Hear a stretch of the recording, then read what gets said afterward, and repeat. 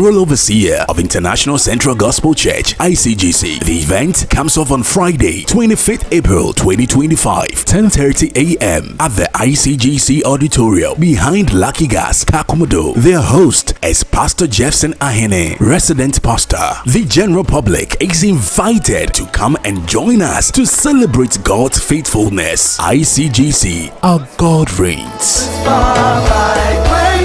Come on.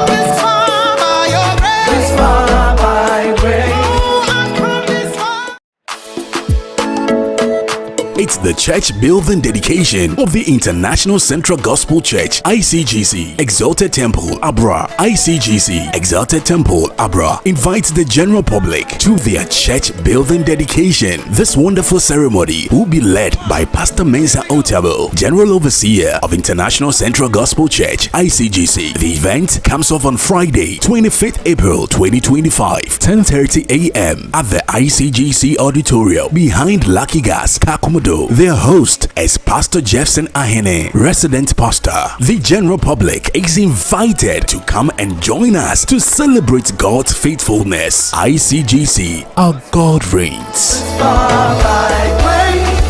on.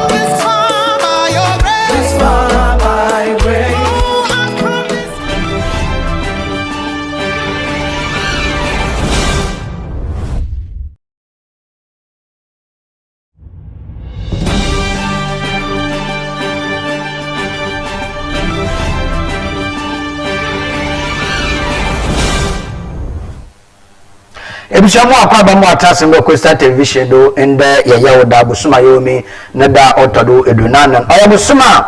otodo anan wa fimpini bi onye edonu enum na adoba kwa adom nti ode nkwana wode so ode amahin adepei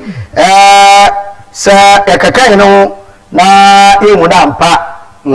nsamado anu na egbe tachama uda dema nese bobili da fusa na ne wuramba tasba de nyame enda so waye na wo de ne bio no wa kana wona san mu de sa onyi bibiri popo bi ade mo ma de nchen no kwa ndi sa be chonkote da na ta owi papa odemo wo oye abra atasofo asase do na anepe Coastal Television sa erehwe na de tania 514 the man Go TV so channel 54 St. Edward and St. Augustine on the kitabos na channel 22 Facebook or live na YouTube so live ntebu so say channel no da o comment ana wo bibiara epede eyedem kita ho nkomode no butum da 0244 026432 0244 026432 text message and WhatsApp the by back kama na yadze amo Facebook da kwa a like a share a commenter na do location no da wona mahen na yenso yetu ya bo about the kama baby ala ewo bia na enda ka yo den so ebusia yo bi ka yo bi chere the chairman some and pay some abeti ni bi the Ghana man pay ejina no tumudo na za amanan aba yeto ye de manano we jina do na wapam oye atemwofi na hono panyin ma metokunu wapam no de onketere fie na wohwehwe na asem the mara so na yeboko oye Tamale Teaching Hospital wo so CEO da no so wapam be no so nkofie na onkonketena wo onketere fie na wohwehwe na asem wo kodu bia wode agban yeboko no so yakoyot dem ebusan senyum pefe de we mankalik asoro konkon wono sofu pampina odano meche Pope Francis with the full Monday wadodan wo Basilican wo Roma wo hwede a chilefide ade chenye memenda pepe obepen krabio na wodin akase na bofunsa enye da obeye do som wo na asor wo atasafa asase dinano ni na abewi na sembise bi abaho asembise yin de pepe lukwe wona na obesena name na wona obesena wona name no ana nyaa obesena name no ehwehwem kra Coastal Television ayete de yimpa ba nan bi na hunti ayen kokwa de se wo mukor wo ye ho amande na mamra obokwa kasa nem na ko no so oye Ghana yi oye Ghana insa ofifimfi mantom ha ofifimfi mantom sa na ofi yanfa ku ekrofre a owo abrase bu kwa mankasem nsinum yebokwa akohwe nsem kwa na ebi a obi fuwo baba yewia na yedido boka te na pod na ne pei zoba kan sano so yeda abro ntayima ntina fitire mbikese bra na nwatwe obobo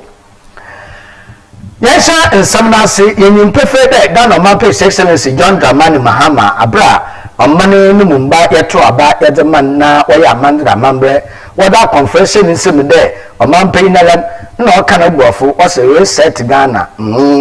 na reset Ghana na osusu na adwene menye de abanda de obese no kwa no nzeme pi wo ho a nche ode wugina amambre constitution do 1992 then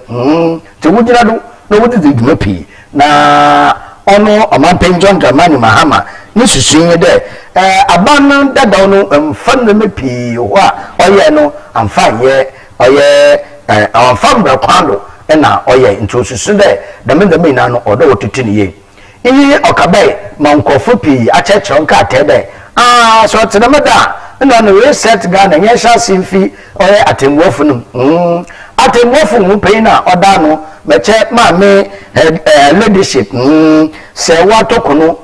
isaba no tokono maame jumasuma wedi ana ida waye no nokwari onsam fatara obatro da atemwofu na mu pei ntinche wususu de sencho beya mami Mampa ompaman na bra Mampa nsaka kate a otedem oje nutumudo na oye bede bi ontum na nkote nhano na omfam be nhene nsem na ompam mami mfefiwo nti ma odo ya yin de odi nsam no bo kakadan oye na futufu meche council of state wona wutu fo de the nsem na mensaka wada Mampa mami obia na waye woni hwe nsem no me na mwaye biara yetum yegyina do na da ye won yaye ebusua amparampare ne nyampa wodin sam kada council of state no ma me so ba aba no be kire me de sankofo bom ko ediza e no no da nkofo kan onfo kwapem me ma so mensanka da mankofo ka famo de onye nti won pa man amparampara Ghana Mampa yedi da mo kwapem de kaman odo kwapem man ma me so eyi na no fefefe na so wa kire da ka mo Mampa ono anada ya so ya ka tefi abenum abade mami onfane duma nyina afanto no ntweno no ma no kwan na mbra oyini ndi oyini hwehwe nsama woda ko wode tienen oyini hwehwem nti Ghana Mampa asede se mami retrenchant na wayini hwehwem da egbono wo no egbono de bi tutrado no da asem o osane de biara den woko asemdibia na okohwe nsema ho na wodi ye wodi tuye nti so tedamada na no justice bafo bone nye ono na order oko no mpempe yare okohwa name okisa name de acting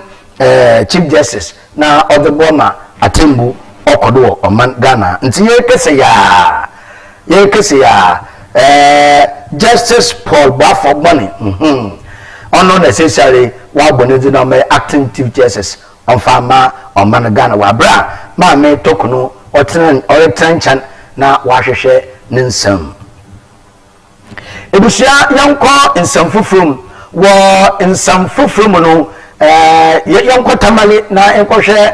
nsam so orokodo so far ohwe apomudin nsam do owura ama kofibu a etu anomal akọ oye Tamale Teaching Hospital ayesabia na ohon na ewa na ekowa fantasako ekowa so fantasako na Tamale Teaching Hospital one meche tasako one owura amakofibu a okoyen nzama kro anebimbi akodu ye enti osusu de CEO kwanchefu pay na odanan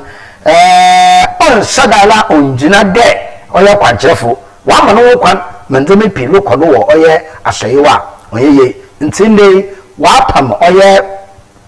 kwanchefu pay na oda Tamale Teaching Hospital na no de on chanchan na mano kwan mayin pafofo omohwe na nem na ebusia yankwa nkohwe nkomotwetwe ana da wo amakofibu a okro Tamale Teaching Hospital wo na se doctor no onyim de oye suafo so yim da baado nsam mototo papa don ebusia menhwe bi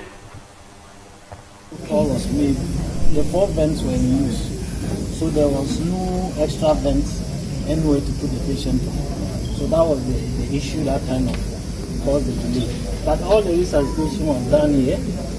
We called the ICU and they said they didn't have any vents available for the intubation. And at that point, there's really little that you'll be able to do without the intubation. So the patient was being bagged here until the patient could.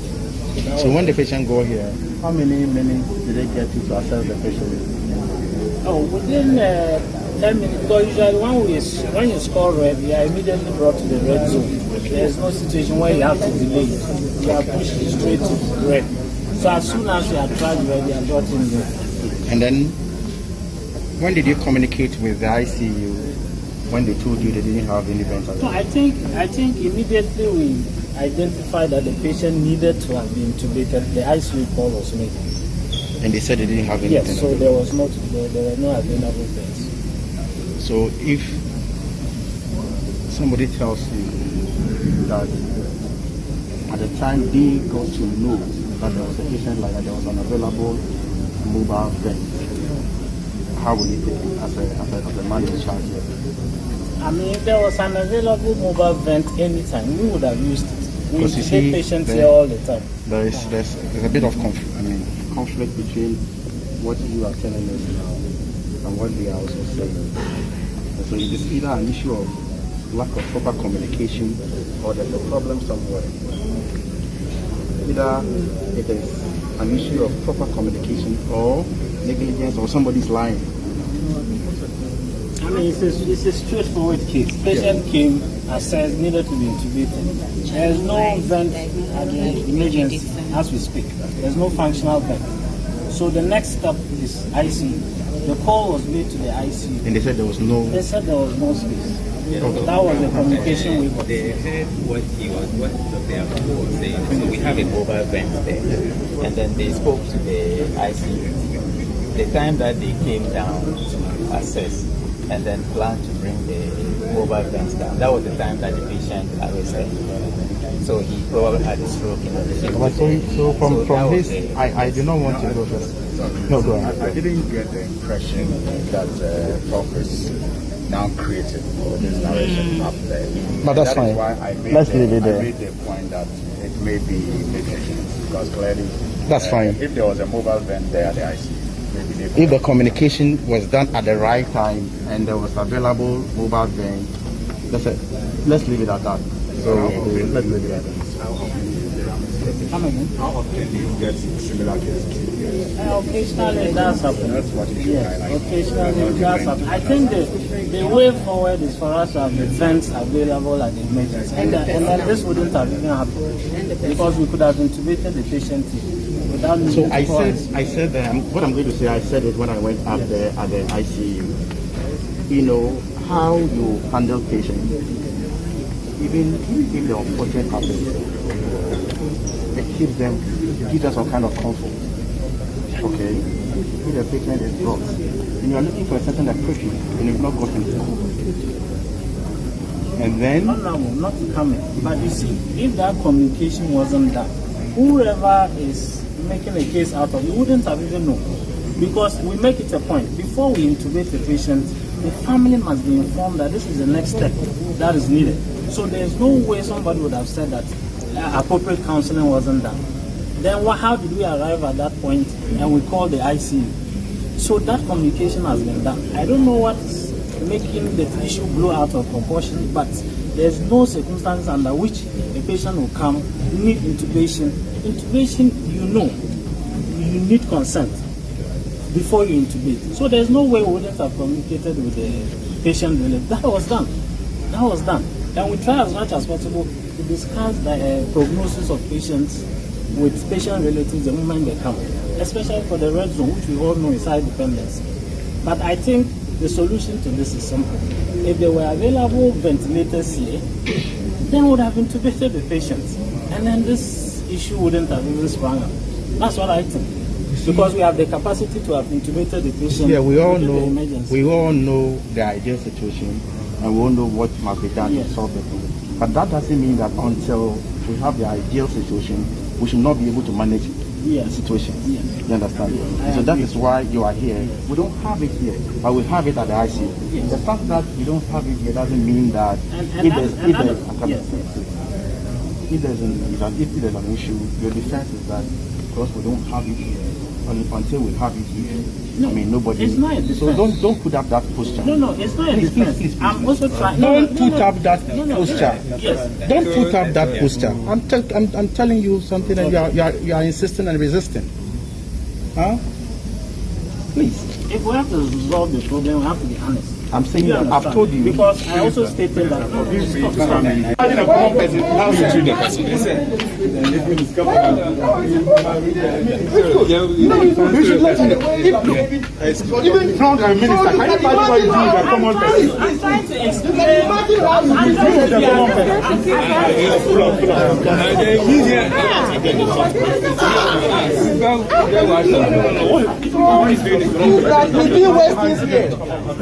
It means that you're doing the first things here. I mean, even with your superiors, look at how you are arguing. There's a problem. There's a problem here. So if a commoner comes here, can you imagine how can somebody talk to this man here? How will he be able to communicate with you here? Student comes here, how will he deal with it? There's a problem. Ebusia enti iyi owa ama kofubu a ono na oye swafa ohwe oye mesawo minta akando medase swafa ohwe apomudin samodo na okupemu oye Tamale Teaching Hospital da misenu kodo na onya fi Tamale budunkan na nuseja odena report kama omampen some of the Tamale Teaching Hospital nyasam bedo nyasam kuma asam no moti obobi cho mampen na ana no kwanchefu pen na odanan oye owura ana Dr. Adam Atiku oda wapaman onkatre baby di na wohwehwe na asam usana nsam ofuore ban oye na okata wo so a egbo yelo da opan oda bi kata do na ohwehwe ototenda meye kese bra obo hwa asam no mabowie enti make say ya wa bo oye Dr. Bawa Abdullahi Abubakar ne dinede ono na omeye acting medical director on Farmer Tamale Teaching Hospital na ntoti onkodo ebusia yemfi Tamale na yambra oye finfimanto maha na ansa na ye be finfimanto maha no ye gire finfimanto nemum ya mehe modo bam na idako oye wom Italy ehọ na yeko odintra yeko woman asor na esiwodo wo oye wom yenyimpefе da impempre ya yekese Pope Francis wada ne benkumodo onkata asefo na oye woman asor ni na won sofu pon penyin papa oda asor na no na onya bandama oda mpenfu ya manze na mambre na wopen kwadu mekese ya we na efi bebi an oti na waye amandra amamre procession fe na wadin akọ bebi a wo besie nin enti ebusia ma yankọ room na yankọ hwe kona wo fọdọ wadin papa ni fi nifia na otim na wadin kọ oye asọ na esiuda wadede na america se ya nkọfo wo babram Ghana fa wofia woko oye Italy no binumpo akohwe emu otedam wa makon obi ahwehwemun na ye winsum da memenda oyebe na wadza papa no boko akahye no bafonsa ntebusha menko na enkohwe kwana wofodo na wodini fi oye ni fi reba oye asoda no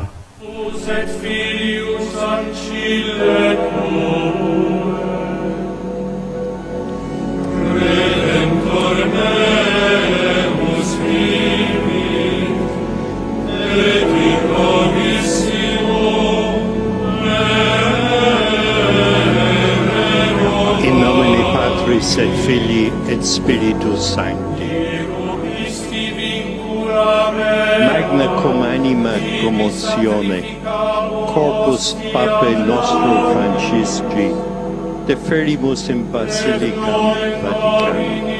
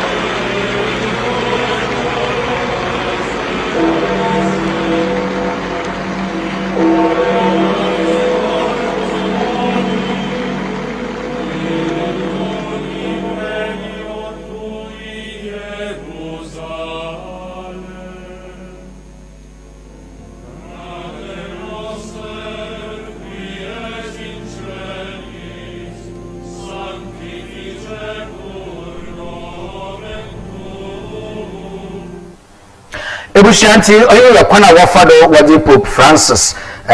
wadi nifinifie to call asolda na wadada na washa kwanda memenda oboko ekesi na enti akosta television yenye yinde ansa na so agano mampe excellence John Dramani Mahama obifi omanaga na wako Italy memenda wako shebe ifunsi otem no boko sande oyino wanyankofa papa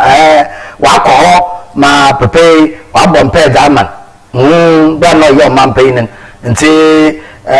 you should be there. A man paying boko na wakoshe a year or to them none. Abado and then we keep your mangani and name na or the no no last respect or the kama or your Pope Francis. It was a yefi a yino na yaroba or ye and samana no baby kakra.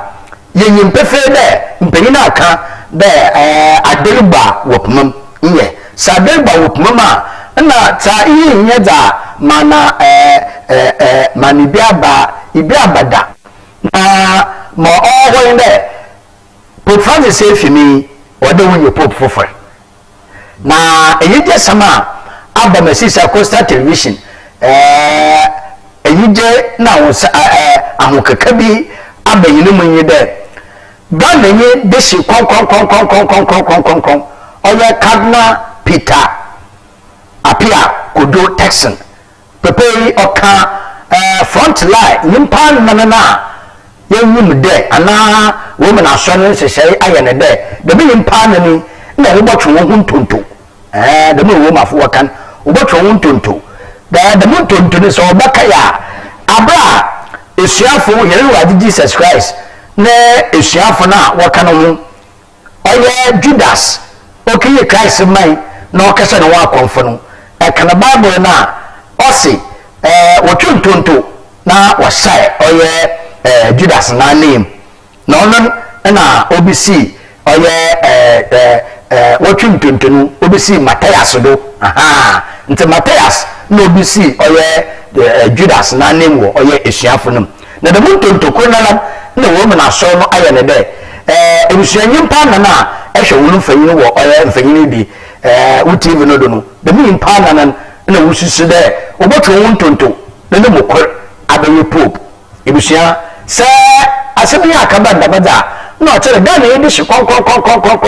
Cardinal Peter Apia Kodo Texan obaye Pope da no eyije me na rombo omanganum na Coastal Television etwa no ma ahwehwe oye Cardinal Peter Apia Kodo Texan ne chire de papa yefo no ofi fifi mantom hiya ebusia fifi mantom na ofi so ofi oye abra asebu kwa manka semensin mu ye ko mensin mu so a ye wo abra state nata abra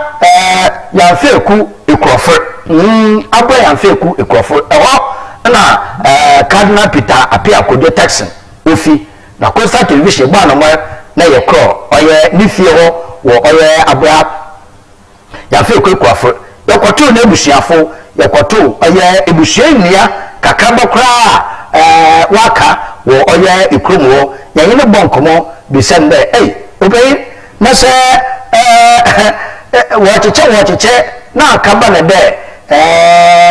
Cardinal Peter Apia Kodo Texan na oye Abraham fe kokofo de shekonko abaye Pope ekoni na wonije enyoden na yemhwe nkomotwetwa yayin ebusheni akakaba oji na wa wetu woni fio nkoma yatwe ne bi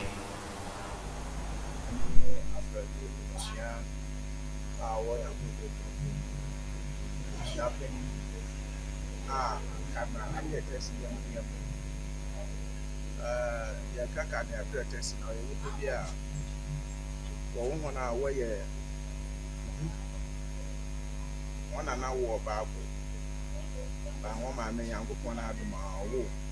ba me infesia na mai wo ina mama de wa wo won tapa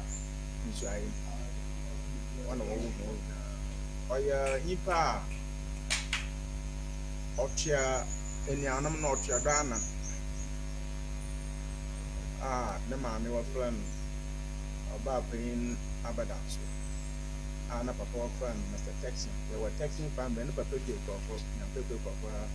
na ma me so fi na ye kana be one ko school where am papa for ene anum na wa ye bi num e bi e pe na wotu papa school an won nyina no ko school takwa so aye mo ho na e cho no den de bo ye e bi sa na o to ba ye so ene anum na aka awatwe num e bi e Baako no go no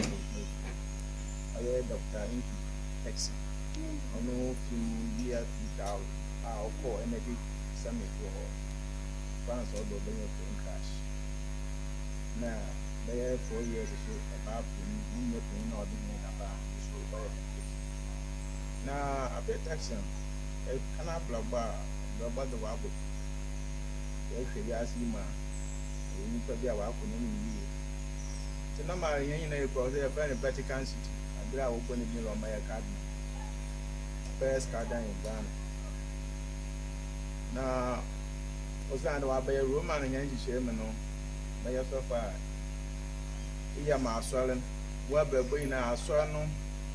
Now, Nakasi, now so on one end them, or your fee. See, I feel like I wouldn't keep that way. Moboya no assist ya don goma official in one commission another one in school but don goma when you ma o sika on how you munya no bimu wo krom sisi ano na atenda was ba konso oya Dr. Engineer Stephen Texi oya consultant na Tibet na na de ka ankopon strong papa no oba pano anye dimo ya mbia oyela ndanka abakula mnyejima ne kamuna oba ya mia katinta le Jesus Christ no papa no ya so anye de katinta ko mama no mama ko aji yazi bagidin onam katinta ne ba e ko fra bagidin onam katinta da pa mi bada so wi 2003 now no papa 2003 no yamunde wabo ko ofia wa ha ka so ho personal house wa ha o Methodist school ni bi de ya kan no sama yen tun kan ni na ne ni ba sa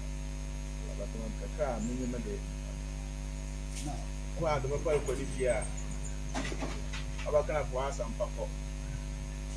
bia bia de papa ma no so obey book na onya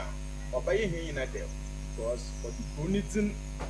no man it na busheni na ko pente bia bia no ohun de ampa Ghana yesu ya da oyele ebibiku yesu ebutu ma ye bibi aya pepe ebibiku ye buye ho abofia na nso sisi aya ka ebima we kodu no ye bia I hope in that day last time they a bomb pie man but on our so about mamma so yeah some of our catches will here and go to make off no be the door going to you hope that this time they obey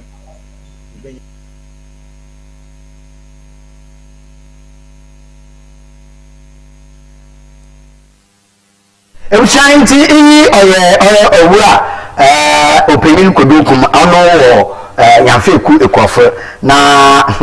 ebushabra yetusi aba no woye abra yamfeku ekofo ikonim wonde apenyu obohwe eyi jesemo no oda jama no pojama waka ewe dada kofo nya agedema na yankohwa ma yeba abokosem bia woka fa we popo no de botonyim enkohwa demo wanyije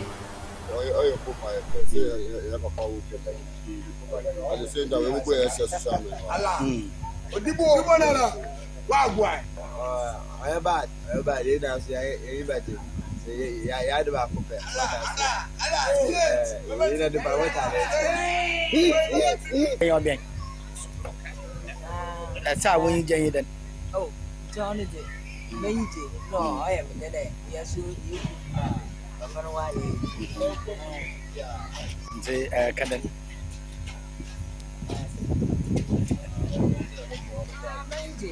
Can na mana na ba ti ma ye be je papa e be je pa la mana na ba ye po e ma ye be je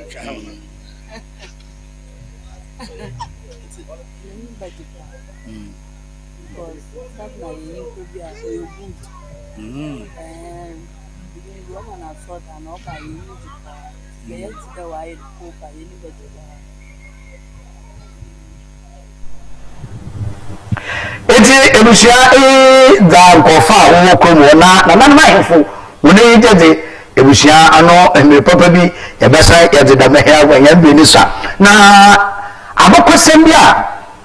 oye na na fransa otodo awotwe wo oye abra na fe kofi ko ni mo no na na de nsem bi to go che de meyi hu no oye abakosem bi a waka to wadada na orubam na obema na nkofu mu na mpa nyame oye nyame usande Cardinal Peter Kodo apia taxman nena nan kansoa nena nan kanso che ni great grandfather bra ewo ole yamfe kwekofo wono amofo na wodi wo na asar wodi ko yamfe kwekofo wono de bibrinye no fi Italy na aba wo oboto papa no ye bia wo se oye ya ba kan na mba che be ko ebusunsun nti ono okwasa nti bokwa na wase na sese gwa na atero na odi ye nyankomade nti abofo no wodi na mesum kro oye wo na aso no kro ya fe kwekofo wo no be ni gina na de be papa na egbo na otena de no obatena bibi obagina wa atena do nti papa no so temegwan sese gwa de magbo na jetena do nti be ne jetena de na papa no ka cho no gbo ni de ami megbo atena di ebi ni do ba mo so mo ba batena we gwa do nti no chere za onsi sese ya yiru ebusia onyuhu na ya za wa ka to wadada na so boboma na nyame ne hihye na wa maabom osande we bi ba no ibi ba ye archbishop ansana Peter Kodo apia text na be archbishop we bi ba no ibi ba ye cardinal ansana Peter apia Kodo text obe cardinal ena okupe mu ho no so isi shepi no wakodo wana konum akontu pi asomdwo hihye bebi abasebese ko wala na asomdwo aba ti no che bebi bam pempenda papa na edu no ta za waka to de dada o de kai sa waka no wasama to na wa wona ma nkofo ntase de me na papa ni gina do akaye ekosa obemenye be oya another Cardinal Peter Kodo apia taxi ni ne papa no e kapinten nti mankofo kai de kai si yala a obu je hin na nkwai be hin na yedi ni chiri oye na papa e kapinten na abra wo na nkofo nyini ntum damara na openi so abebe na obaya na bibiyi obeye pope asama sisi ale nkofo wa kakanyen no one ko o sida na bibiyi be pope abafo rempen na bibiyi be pope abafo rempen na bibiyi be pope ebusia no kwase mo mde what is written is written ibinu buafa yo manko kokubesa na okane buafa no ta da wa kire won na wa kire konfon mimpa baka nte ebusia do bobo do ndom de Coastal Television mo bi sida no ye de no nkomoto twe no ye de babo ebusia no fancy na manda mo mra maba de ubaka te abakan sana pod so nda chomdo yonko mesisi ya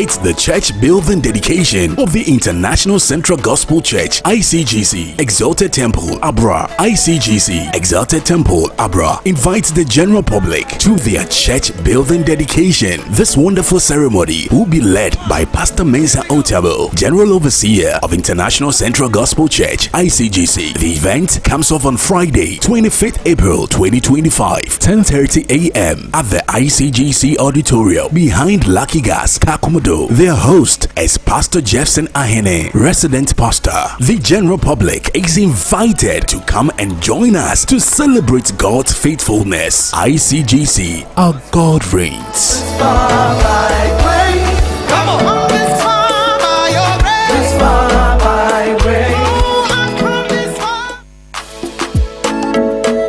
It's the church building dedication of the International Central Gospel Church.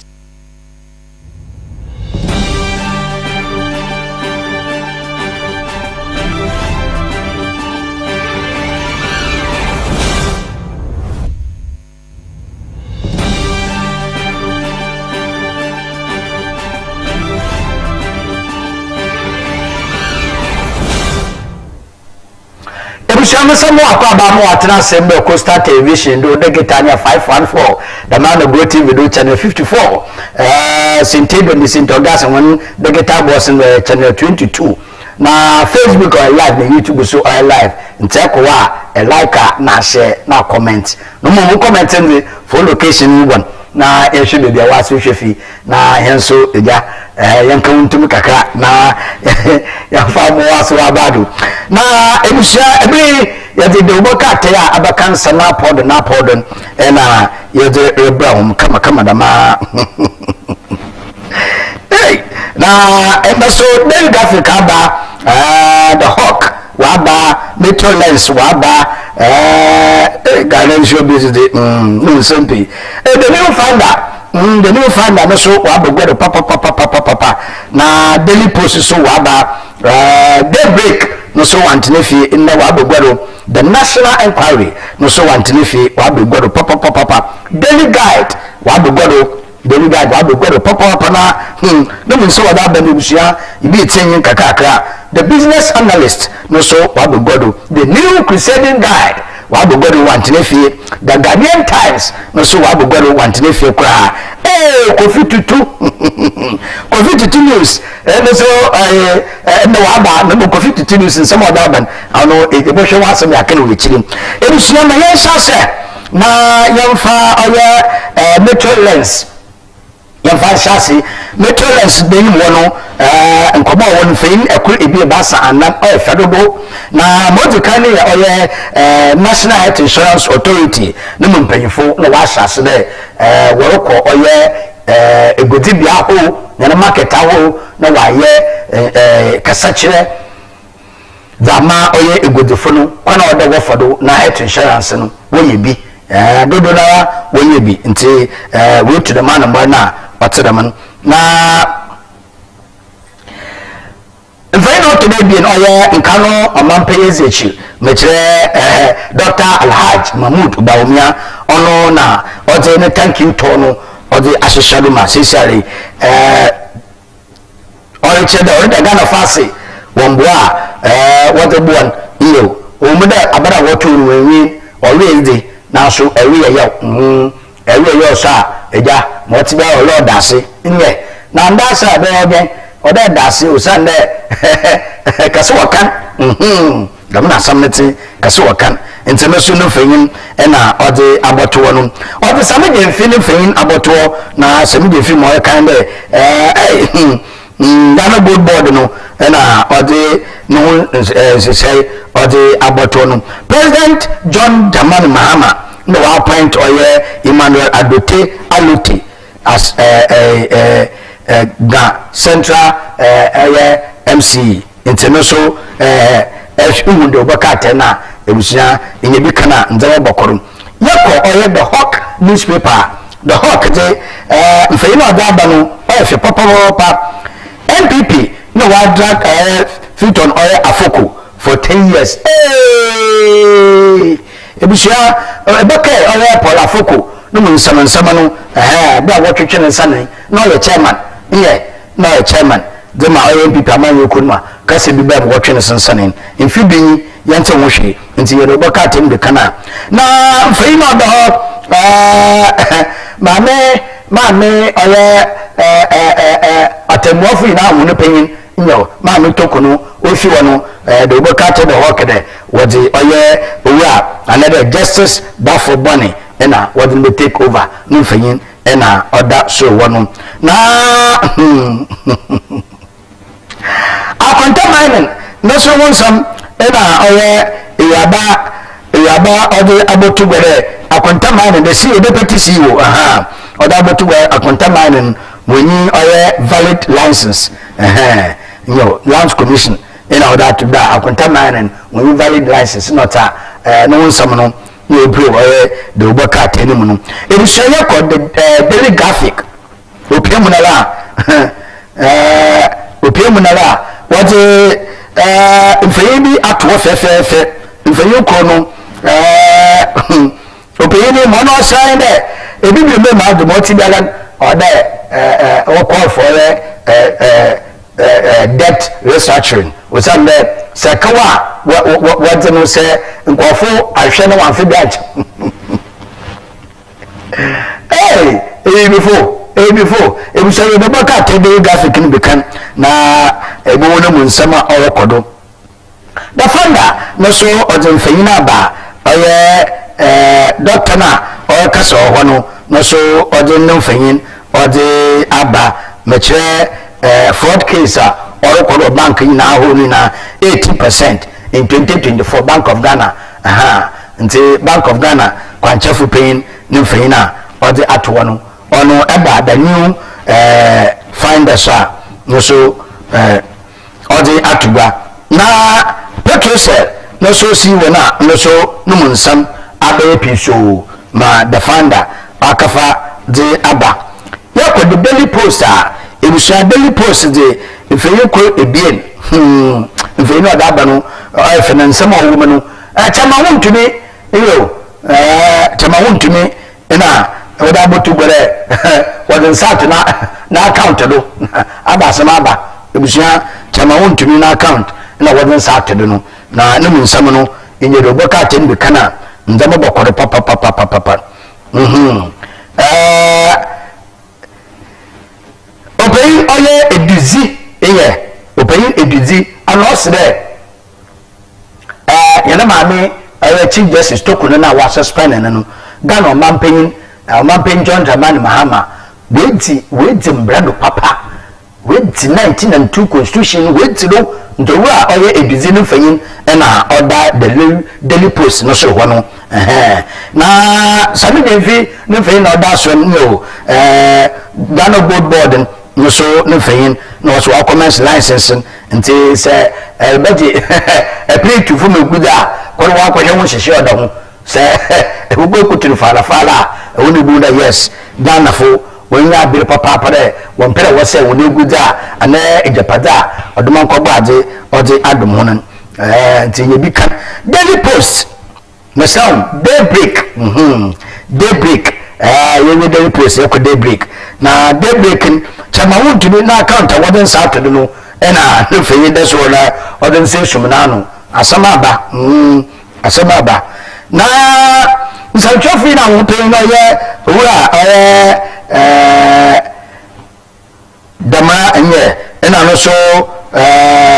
osi woda watching oye NPP vice chairman oda watching ebina de na waye ntebusia no so ekoma ibumunda okodo ECOWAS mpanyifo na wako ekeshia ECOWAS mpanyifo na wako ekeshia na saman de ECOWAS mpanyifo no waye na wade nsembi abedegwa numu ya wiam pa osane nkano omampen John Dramani mesraum omampen John Dramani Mahama ne hihye bi akone bi anomo bi ECOWAS fo empere wagitum na yakwaso a Dr. Mahmoud Bawumia Alhaji kan ono na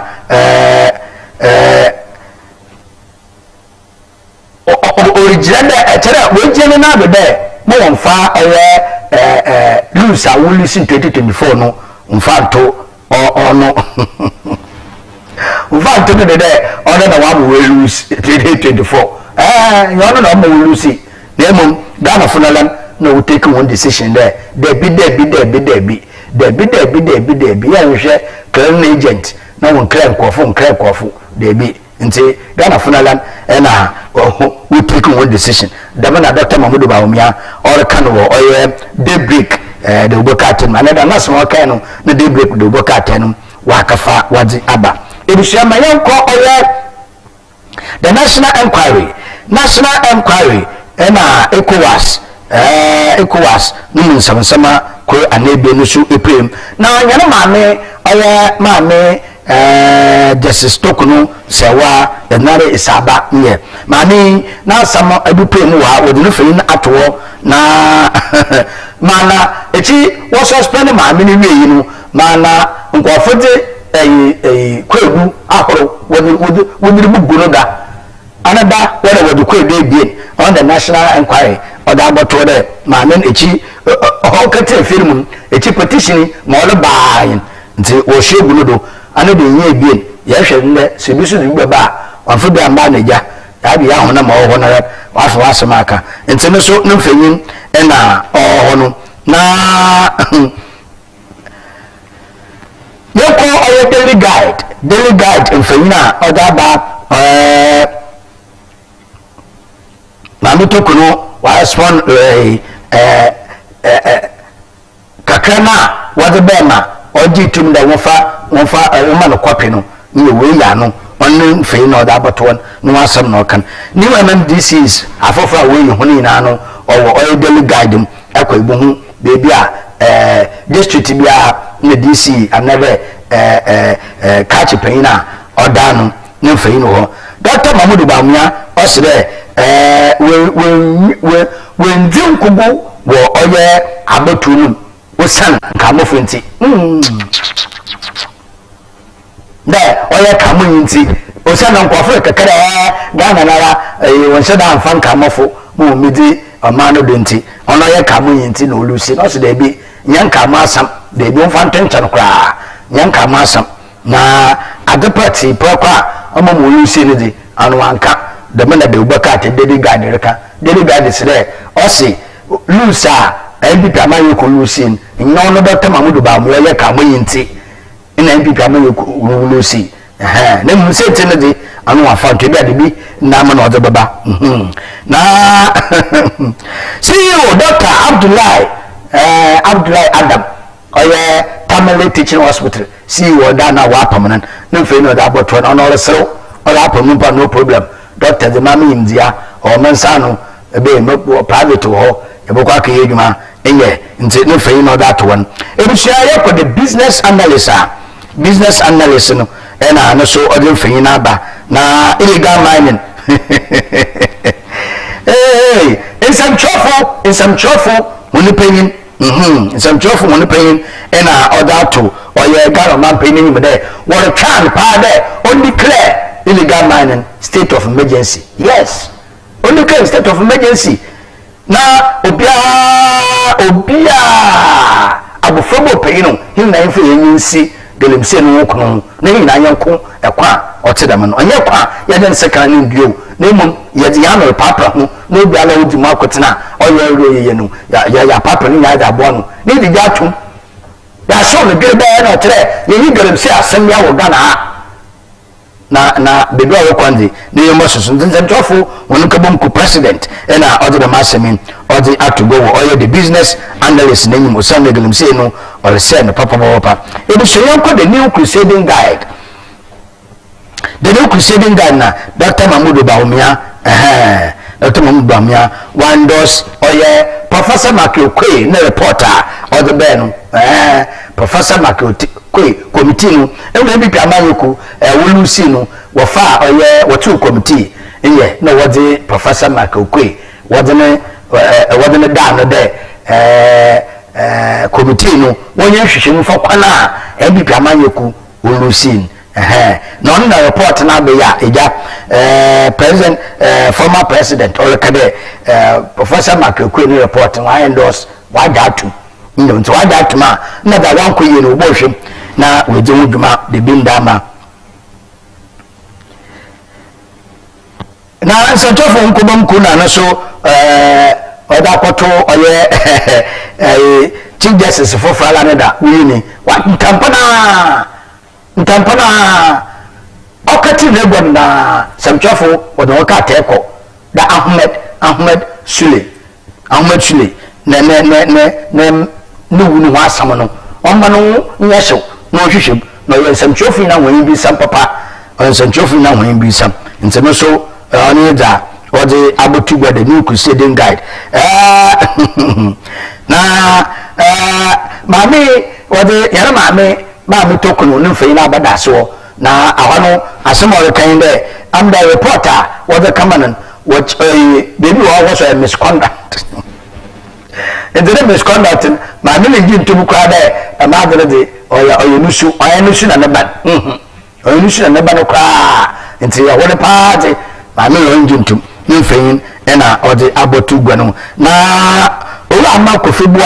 a land and natural environment oye suafo nusu no feyin no da so no o shekona no wo kwa na oyichem de government or prime initiative for oye exit planwood oye go fit no ugudara wa ye ho hyehyɛ nti ebusia nyere boka tim de kana nzamo bokodo Ghanaian Times ano Dr. Penyin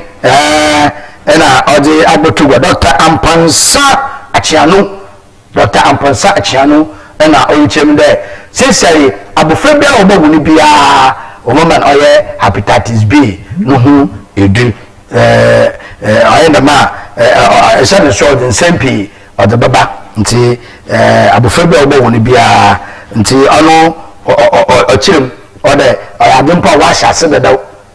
fiti October no na wa hyase de woreye nti Dr. Ampansa Achiano wa chirem de mafama obe na no omo oye vaccine bi ebusuame be na ye be na so mamonko oye Kofi Tutu myself acham mamonko oye Kofi Tutu news nim nanyim wa ayefa dodo awo otufo se tuta be bio aba na wa jene political suit kama dama na okita na kuma na odi senifi oye pray no man na tapepe okwa abichi ofi abuchire banu na witwa fefefe wo oya Kofi Tutu news nim na Kofi Tutu news na so na Cape Metropolitan Assembly mayor 1 oya owia ata George Justice ata ni fe no das one also there within 3 months Cape Coast will be oya shoe and garment factory ebusia asembisi gwai busu e ba sentema ayo nfe no das one wa she gwafu na bode busu e ba sentema igwai benya oye shoe and garment factory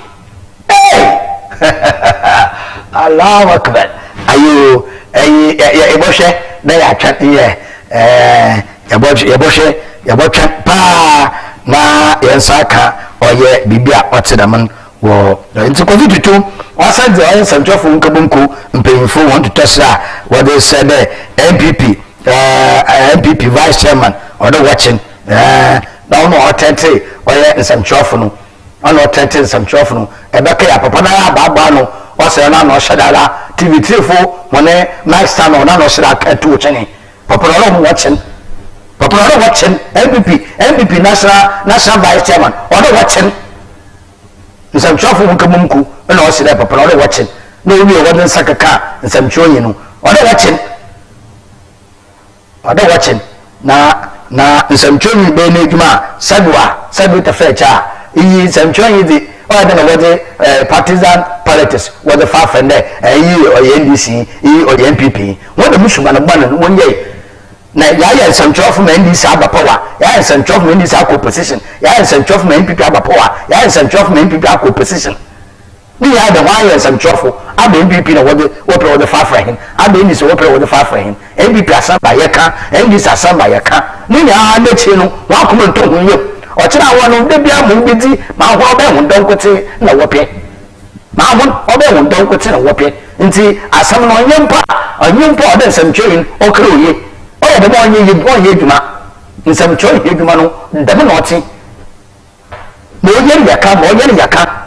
dam na asam na ti nti se nsam twin ka wasam na onye wodawa o ne nche de nsam twin obi no so another political party no what the Musubana waka when do wuje iti nsantofo nkabamku Kofi Tutuneni mo and original kare MPP na sa chairman na oden sakaka oye samchwe no odo watching no said o cut me trefo when microphone o cut watching odo watching na you cry samchwe ya wona yidu wa be wa benum anyi kwa zentrofia wona yiduma wa be wo position anyi kwa zentrofia wona yiduma wa be wo pretum odenti na onya bandama na wodi wonwa lesade awo na rie min kase nyimpe fede da hoye no onye nyimpe fede da hoye no onye yetiga na ama omanpanyin bi osde ode ne presidency ode odbutwa galamsedu abasam kodo abasam kodo nti nsantwe ne ka no wenya man no wenya man adan nya so yetiga na ama sesiale ya galamse ya no kwanyin ntumi nkwi mundi busume basa busuma ne me de wafon kofa wo okobo nsu nya no hobat